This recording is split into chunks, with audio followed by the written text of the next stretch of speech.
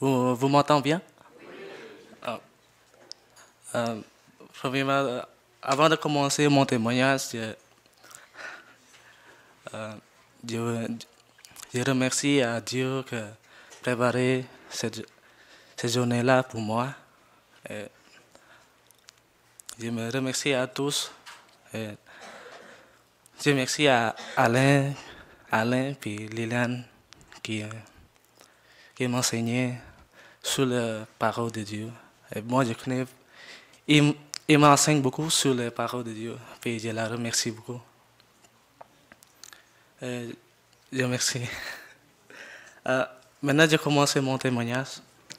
Euh, Mon nom, c'est Con Siu, puis pour les gens qui me connaissent, ils m'appellent Ken Siu. Puis c'est plus facile pour entendre, puis prononcer.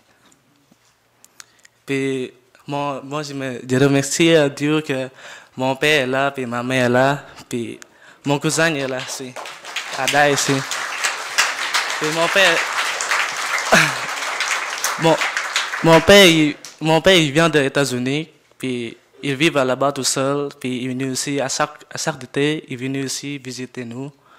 Puis avant, c'est comme ça. Pour ça il ne veut pas venir ici, habiter ici. Mais, tout d'abord, je suis né au Vietnam, puis je suis côté de Vietnamien, puis côté de montagnard. Parce que le pays, c'est Vietnam, puis nous sommes ces montagnards. Puis on parle deux langues. Moi, je parle Jarai, puis Vietnam aussi. Puis je suis né dans une famille, il y a 4 enfants. Puis ma soeur, j'ai 3 soeurs. Puis je suis le seul garçon, c'est le dernier enfant. Mon père s'est converti un peu avant la naissance de ma soeur. Elle s'appelle Kieu, la deuxième soeur. J'ai été touché par ces changements dans sa vie et l'impact de son témoignage de notre famille. Toute ma famille est chrétienne du côté de mon père. Mon père a dû fuir le Vietnam en 2000, lorsque j'avais 3 ans, en raison de persécutions contre les chrétiens. Il s'est réfugié au Cambodge pour sauver sa vie et, par la suite, a été dirigé vers les États-Unis où il vit toujours. Au Vietnam, nous étions isolés des autres membres de notre famille car tous craignaient qu'en gardant contact avec notre famille, qu'ils pourraient se retrouver en prison et être persécutés. En 2007, nous avons quitté le Vietnam en secret, en pleine nuit.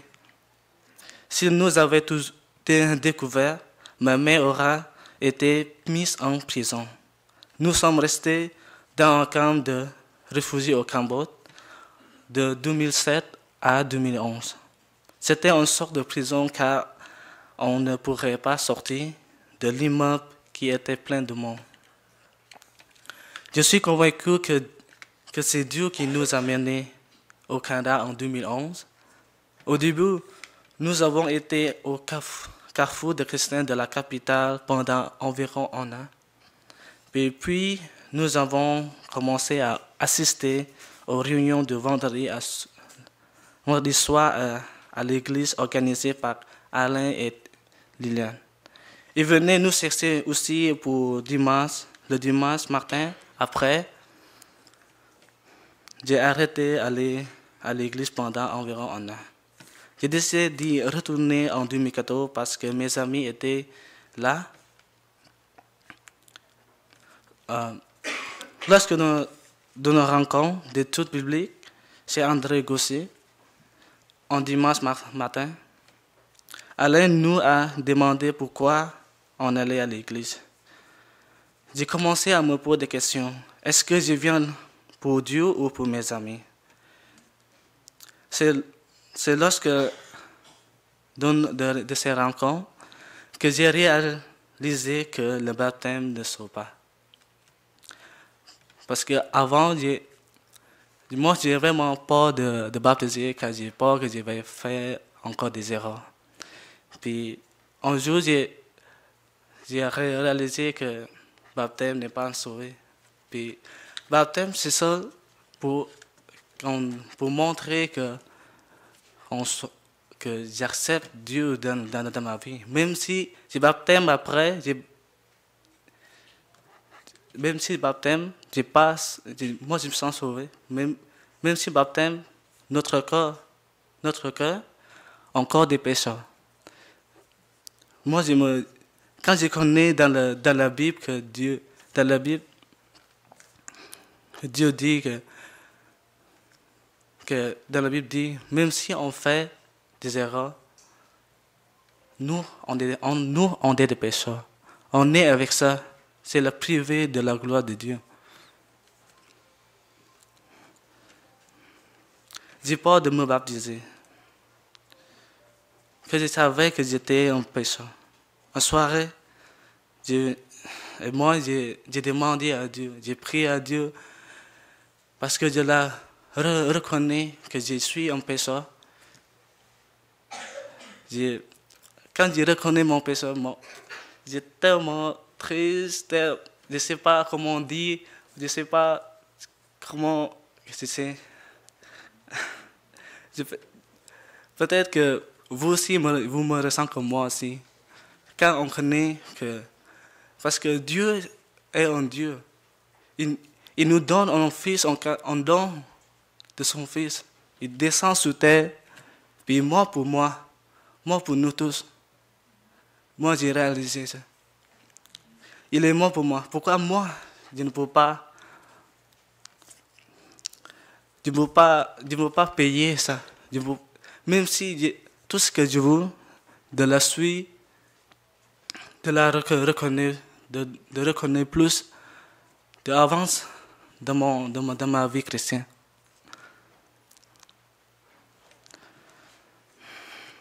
Aujourd'hui, je sais que Jésus-Christ m'a pardonné et que je suis avec lui. Je veux lui obéir et faire sa volonté. Je veux me faire baptiser pour témoigner publiquement de ma foi. J'aimerais vous lire un passage de la Bible qui me touche beaucoup, comme le pasteur Stéphane vient de lire tantôt. Romains 10, 9 et 10. Si tu confesses de ta bouche le Seigneur Jésus, et si tu crois dans ton cœur que Dieu s'est ressuscité des morts, tu seras sauvé. Tu seras sauvé. Car c'est en croyant du cœur qu'on parvient à la justice. Et c'est en confessant de la bouche qu'on parvient au salut. Pourquoi je crois en lui? Je crois en lui car il est Dieu. Il est Dieu Tout-Puissant. Il a donné son Fils pour me sauver. Et c'est ça. Je crois en Dieu, en Jésus-Christ, en Saint-Esprit. Amen.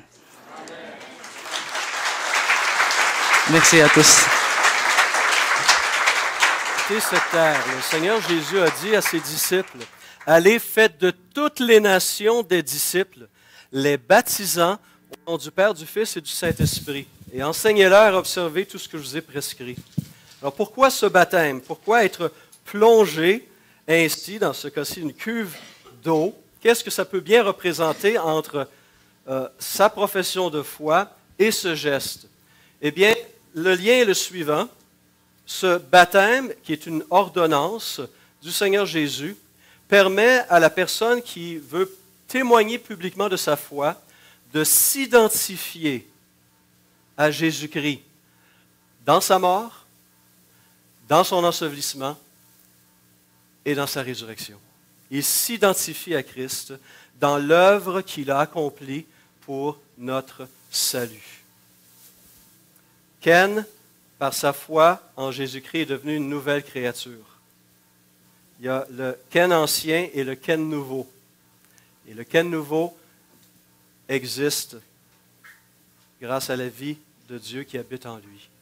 Et par ce geste, donc, Il obéit au Seigneur, à l'ordonnance du Seigneur, et il souhaite s'identifier en marque de reconnaissance et d'obéissance à l'œuvre que Jésus accomplit pour son salut, pour le nôtre. Alors Ken, j'aimerais te poser la question suivante. Quoiqu'elle a déjà été faite, c'est beau. Reconnais-tu en Jésus-Christ ton Seigneur et ton Sauveur personnel? Oui, Et t'engages-tu, à compter d'aujourd'hui, depuis que tu l'as reconnu, à persévérer dans l'obéissance à sa parole et ainsi clairement afficher devant tous que tu es un disciple de Jésus-Christ? oui, Amen.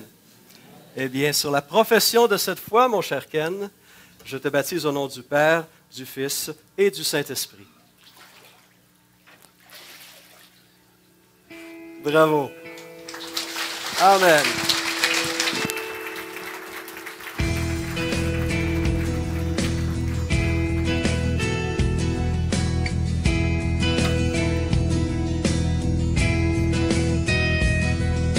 Je te donne mon cœur, il ne m'appartient plus. Ce que j'ai de meilleur, tout est pour toi, Jésus. Un parfum de valeur sur toi est répandu. C'est l'offrande de mon cœur. Je suis à toi, Jésus. Prends mon âme, prends mon cœur, je te donne tout. Prends ma vie, me voici, je te donne tout. Mon cœur est à toi, tout à toi.